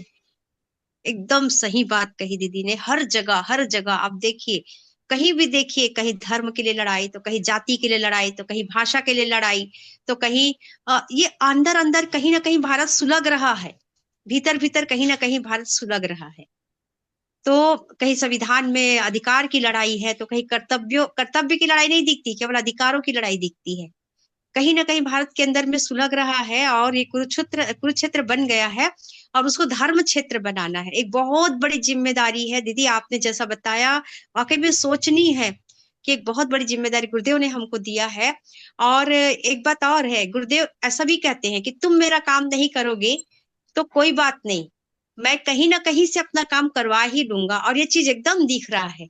आज जितने भी ऐसे संगठन हैं भारत देश में जो धर्म को लेकर के आगे लड़ रहे हैं या बात कर रहे हैं, मैं उनको नहीं कहती जो मंच पर बैठकर प्रवचन दे रहे हैं, मैं उनको कह रही हूँ जो मंच से बाहर हैं और बाहर जाकर के कार्यस्थलों पर कार्य कर रहे हैं। अलग अलग जगह अलग अलग तरह के शिविर लगा रहे हैं, जिसमें बच्चों को शामिल कर रहे हैं, बड़ों को शामिल कर रहे हैं, महिलाओं को शामिल कर रहे हैं, बुजुर्गों को शामिल कर रहे हैं। मतलब हर के लिए, जैसे हमारे गुरुदेव ने सब कुछ दे के रखा है। गर्भ संस्कार से शुरुआत किया तो बाल संस्कार शाला, फिर किशोर संस्कार शाला, फिर युवा शिविर, उसके बाद फिर महिलाओं के लिए अलग से शिविर, फिर दंपत्ति आपस में परिवार का प्रबंधन संभालना है तो दंपत्ति शिविर, तो नारी जागरण शिविर। हर चीज गुरुदेव ने, उनको पता था कितने बड़े युग दृष्टा थे। यदि आप एक बार सोचे तो एकदम समझ में आता है कि इतने बड़े महान युग दृष्टा के हम शिष्य हैं, जिनको सब कुछ पहले से पता था कि आने वाले 21वीं सदी में ये सब कुछ घटने वाला है। आने वाले ये सन में जो अभी बच गया है, इसमें सब कुछ घटने वाला है, एक एक चीज, और सबकी समस्या का समाधान उन्होंने लिख के रखा है। और हम हैं कि उस समाधान को भी अपने अंदर लागू नहीं कर पा रहे हैं।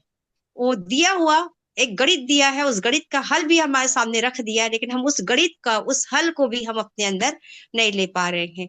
तो हमको बहुत सोचने की आवश्यकता है, अपने अंदर बहुत परिष्कार करने की आवश्यकता है, हमारी बुद्धि को एकदम साफ सुथरा करने की आवश्यकता है। उसके लिए बहुत जरूरी है कि साधना करें। तो मैं सभी बहनों से निवेदन करूंगी, कृपया साधना अवश्य करें, अपनी साधना की संख्या को बढ़ा दें, और जितना हो सके मन को शांत करके साधना करें। जितना जल्दी आपका साधना का स्तर उपचार उठेगा, उतनी ही तेजी से हम अपने विचारों को परिवर्तन कर पाएंगे। और जब हमारे विचार परिवर्तन होंगे तो हमारे आसपास जो लोग हमारे हैं उनके भी विचारों में निश्चित रूप से परिवर्तन होगा। हमारी बहुत सारी बहनें तो देख भी रही होंगी, उस चीज को महसूस भी कर रही होंगी कि उन्होंने जब से साधना शुरू किया, उनके घर के आसपास का वातावरण, उनके परिवार के लोगों का वातावरण बदल गया है, उनकी सोच में परिवर्तन होने लगा है। तो ये एकदम प्रत्यक्ष प्रमाण है जो गुरुदेव ने हमको कहा है। बस इतना कह के मैं अपनी बात को यहीं पे खत्म करना चाहूंगी। दीदी सभी को प्रणाम, बहुत बढ़िया स्वाध्याय। पूनम दीदी सादर प्रणाम आपको, बहुत बहुत कोटि कोटि नमन।